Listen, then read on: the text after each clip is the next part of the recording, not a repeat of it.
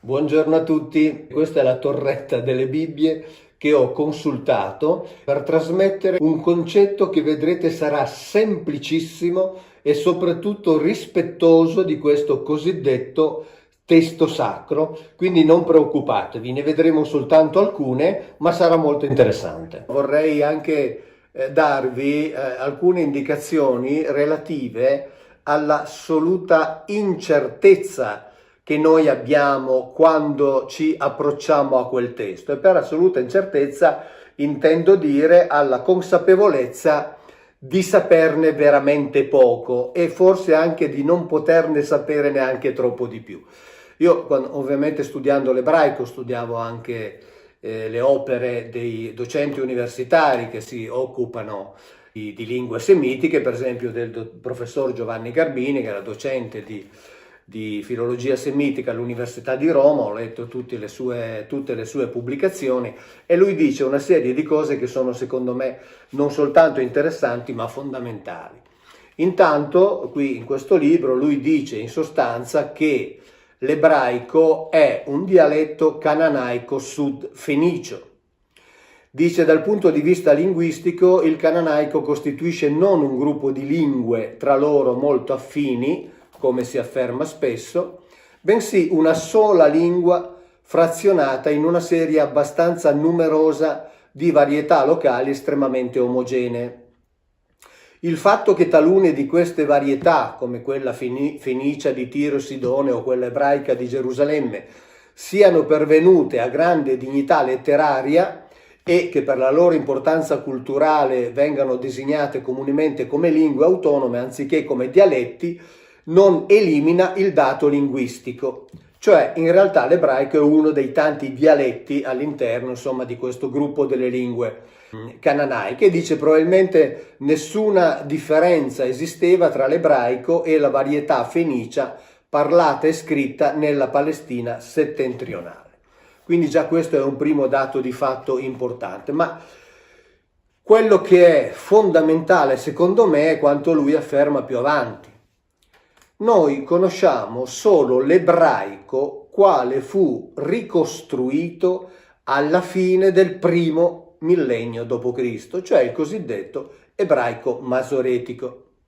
Quello che è stato trasmesso dall'esilio babilonese in poi non è un bagaglio di nozioni linguistiche, bensì un gruppo di testi sacri o quantomeno religiosamente rilevanti. La cosa importante non era conoscere la struttura linguistica di quei testi, ma il loro contenuto ideologico, sottoposto peraltro a continue sollecitazioni da parte delle diverse correnti dell'ebraismo. Questo è un dato fondamentale. Cioè vuol dire noi quando leggiamo la Bibbia non leggiamo un testo che seguiva delle regole grammaticali, seguiamo un testo che seguiva un percorso ideologico e le regole grammaticali non erano un problema degli scrittori, degli autori della Bibbia. Questo è importante perché poi nel corso dei secoli sono state elaborate tutta una serie di regole grammaticali, per esempio quelle relative al termine Elohim, che da plurale che è deve essere assolutamente fatto diventare singolare, ma sono state elaborate in seguito. Ho in mente, che so, delle regole tipo, non sto a entrare nel merito perché non voglio annoiarvi, quella della cosiddetta VAV consecutiva o inversiva, dove a un certo punto dei grammatici scrivono questa è una regola che ci siamo inventati noi e la possiamo tranquillamente insomma buttare nel cestino. Quindi le regole linguistiche o grammaticali sono state elaborate in seguito, dice il professor Garbini, non erano un problema per gli autori biblici. Quindi noi conosciamo una determinata interpretazione del testo biblico, quella tiberiense, cioè quella della scuola di Tiberiade che ha prodotto questo ebraico masoretico, non la lingua ebraica. Cioè, quindi non conosciamo la lingua ebraica. La lingua ebraica fu espressa inizialmente mediante la scrittura fenicia consonantica. Noi non sappiamo quale scrittura fu usata per le opere scritte durante l'esilio babilonese, eccetera. Non lo sappiamo. È importante avere queste premesse per capire queste indicazioni semplicissime che daremo in questi video. Il vocalismo, cioè i suoni vocalici, delle lingue semitiche antiche è completamente sconosciuto. Già altri esegeti ebrei dicono: noi non sapremo mai come veniva letta la Bibbia in origine, non lo sapremo mai. Bisogna aspettare i primi secoli dell'era cristiana per trovare le prime registrazioni grafiche delle vocali. Non va dimenticato infatti che la scrittura sillabica dell'area mesopotamica ha ricevuto una interpretazione, fra virgolette, moderna da parte degli assirologi, che si sono basati sulle forme recenti delle lingue semitiche, quasi esclusivamente l'arabo classico, e che non sono in grado di dimostrare l'esattezza delle loro ipotesi di lettura. Docente di filologia semitica. Lui scrive anche nei libri che quindi anche quando si parla di significati dei termini, quando si parla di lingue antiche, anche quando c'è l'accordo di tutti gli studiosi del mondo sul significato di un termine, bene, neppure in quella situazione lì c'è la certezza. Quindi questa è la base che ci deve spingere a fare intanto un esame di coscienza quando diciamo che abbiamo delle certezze sulla Bibbia. Io, sapete, faccio finta, perché ritengo, alla luce di questa e di tutta una serie di altre cose, che sia solo onesto fare finta. Ma invece dobbiamo appunto riflettere quando sentiamo dire: la Bibbia è così, la Bibbia dice questo, la Bibbia dice questa. No, sono tutte interpretazioni. Io ritengo che a fronte di tutte queste premesse e a fronte di traduzioni diverse e a fronte di incertezze, la cosa più onesta sia quella di fare ciò che vi dirò tra breve. Dico incertezze perché, parlando del termine Elohim, e questo è il primo dei termini per i quali mi permetto, di darvi questa indicazione, questo suggerimento, è un termine che non si sa come tradurre, viene tradotto in tantissimi modi possibili. Viene tradotto teologicamente con Dio, ma sappiamo che non esiste Dio, nella Bibbia non esiste quel Dio elaborato dalla teologia successiva, lo dicono gli stessi esegeti ebrei. Nella lingua ebraica non esiste neppure un termine che indica Dio inteso come entità spirituale trascendente da adorare. E Elohim quindi viene tradotto anche con giudici, legislatori, governatori, quelli luminosi, quelli dell'alto e così via. Non si sa. Questa è la cosa fondamentale. E visto che non si sa, bisogna avere la correttezza di dirlo. Anche perché i termini che vengono utilizzati per tradurlo sono tutti termini che indicano le funzioni. Ne abbiamo già visto una parte quando in uno dei 2 video dedicati ai rapporti tra Bibbia e Omero, e torneremo anche perché è un concetto importante. Indicano delle funzioni, cioè indicano che gli Elohim facevano sicuramente da giudici, facevano sicuramente da legislatori, facevano sicuramente da governatori, ma chi erano, cioè che cosa significa Elohim, non lo si sa. Abbiamo visto prima quella torretta di Bibbie che ho consultato, e le ho consultate sulla base della traduzione, per fare un esempio di questa incertezza, di Genesi 20:13, dove Abramo racconta la sua storia. E adesso vediamo un attimo come viene trattato questo versetto. Ecco qui allora vediamo uno degli esempi delle incertezze che sono relative proprio alla traduzione di questo termine Elohim. Allora, questo è un passo nel quale Abramo racconta la sua storia e dice: quando fecero vagare me gli Elohim da casa mia. Vedete che qui c'è il verbo che è tradotto al plurale, e in effetti nella identificazione verbale anche qui c'è indicato che nella terza persona del plurale, e quindi non ci sono dubbi. Questa è la Bibbia tradotta per, diciamo, gli studiosi, per coloro che conoscono l'ebraico, per le facoltà di teologia, e quindi chiaramente la traduzione, che è interlineare, deve rispettare esattamente ciò che c'è scritto in ebraico. Questa è la guida di tutte le forme verbali presenti nell'Antico Testamento con l'analisi grammaticale, e adesso andiamo a vedere come è indicato quel verbo che abbiamo appena visto. Vedete che anche nella guida delle forme verbali dell'Antico Testamento questo verbo è indicato come appunto nella forma della terza comune plurale. Perché comune questa C? Perché vuol dire, siccome nelle forme singolari c'è distinzione tra maschile e femminile, nelle plurali invece non c'è questa distinzione. Quindi anche qui, come abbiamo già visto prima, questo verbo è indubitabilmente plurale e adesso andiamo a vedere come viene trattato invece nelle traduzioni presenti nelle Bibbie per le famiglie. Ecco, questa è la traduzione che c'è nella Bibbia, diciamo così, per le famiglie. Come vedete il verbo è reso al singolare. Quindi abbiamo una distinzione netta. Nelle Bibbie per gli studiosi, per chi conosce l'ebraico, il verbo è correttamente tradotto al plurale, per invece le famiglie che devono avere ovviamente una traduzione teologica, cioè una traduzione che mette in evidenza la possibile esistenza di un Dio unico, il verbo è reso al singolare. Però la cosa interessante è che queste due Bibbie sono pubblicate dalla stessa casa editrice cattolica.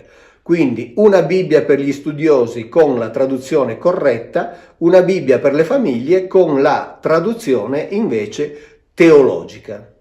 Ora, queste Bibbie qui sono tutte Bibbie destinate alla lettura del pubblico e quindi la traduzione al singolare. Per esempio la Bibbia di Lutero, la Bibbia di Gerusalemme, la Bibbia concordata, la Bibbia nella versione di Giacomo, insomma la Bibbia inglese nella versione di Re Giacomo, un'altra versione della Bibbia inglese, la Bibbia della Conferenza Episcopale Tedesca, la Septuaginta, cioè la Bibbia che gli ebrei hanno tradotto in Alessandria d'Egitto in greco, e Hagia Graphe, cioè la Bibbia che viene utilizzata dagli ortodossi, la Bibbia pubblicata dalla Casa della Bibbia a Ginevra, che pubblica le Bibbie in tutte le lingue del mondo, un'altra Bibbia francese, cioè tutte le Bibbie dedicate alle famiglie hanno la traduzione al singolare. Perché? Perché Elohim deve essere tradotto con Dio, ripeto, Elohim non sappiamo cosa significa. Però all'interno di queste Bibbie ce ne sono alcune che pongono attenzione al tema. Per esempio la Bibbia dei Testimoni di Geova traduce il verbo al singolare, dice: e avvenne che quando Dio mi fece errare dalla casa di mio padre. Ma nella nota, al versetto 13, dice: fece errare, letteralmente fecero errare, plurale, per accordarsi con Elohim, che è plurale. Quindi, come dire, fanno la traduzione teologica, ma nella nota hanno la correttezza di far notare che la traduzione vera sarebbe un'altra, perché sia Elohim che il verbo è al plurale.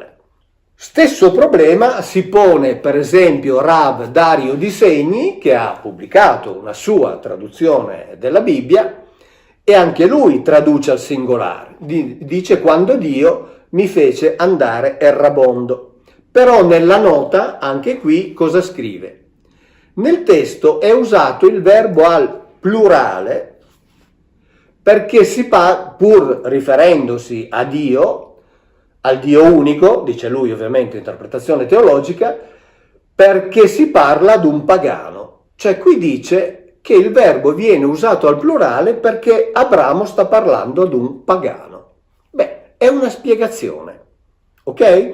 La possiamo accettare o meno, ma è un tentativo di spiegare perché Elohim e verbo al plurale sono scritte al plurale, ma poi in realtà devono essere rese al singolare. Dice perché si parla ad un pagano. In relazione allo stesso versetto, questo sempre per farvi vedere quale sia il grado di incertezza, Rashid Truaif, cioè il più importante, già lo conosciamo perché abbiamo già parlato in altri video, Rashid Truaif, commentando questo versetto, dice: il verbo è al plurale, ma non dobbiamo stupircene, perché in molti passi i termini che indicano divinità o autorità sono al plurale. Bene, Allora io non voglio entrare nel merito di queste discussioni perché non se ne esce. Sono secoli che non si esce da queste discussioni, perché per confutare questa affermazione qui basterebbe prendere il Salmo 82, ma non lo voglio fare, perché sarebbe una discussione inutile, veramente inutile, dalla quale non si uscirebbe. Basta prendere ciò che scrive per esempio il professore Manuel Tov della Hebrew University di Gerusalemme nel suo testo critico dell'ebraico biblico, nella edizione del 2001, dove dice che Elion, El e Yahweh non sono vari modi per indicare il Dio di Israele, ma corrispondono in realtà a 3 individui diversi. E ancora una volta cita Deuteronomio 32,8, che io cito spesso, ancora una volta cita il Salmo 82, che vi ho detto sarebbe già sufficiente per contestare questo. Anche lui parla di un'assemblea degli Elohim. Insomma, diciamo così, non volendo entrare in discussione, non sto a riaffermare se Elohim sia singolare o plurale, perché tanto non se ne uscirebbe. E allora facciamo una cosa che secondo me è l'unico comportamento intelligente che si può tenere. E adesso ve ne do un esempio e ve lo spiego. Allora, sempre appunto per evitare ogni discussione, teniamo presente questo. Nella Bibbia noi per indicare quella categoria di individui abbiamo questi termini. Elohim, che è plurale. Eloah, che è singolare. El, che è singolare.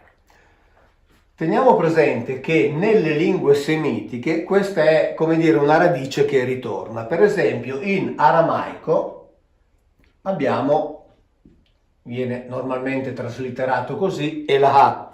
In siriaco abbiamo Allah.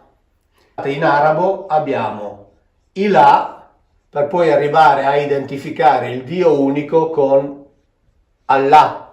Sapete, gli arabi dicono La ilaha illallah wa Muhammad Rasul Allah, cioè non c'è divinità, non c'è Dio al di fuori di Allah, e Maometto è il suo messaggero e il suo profeta.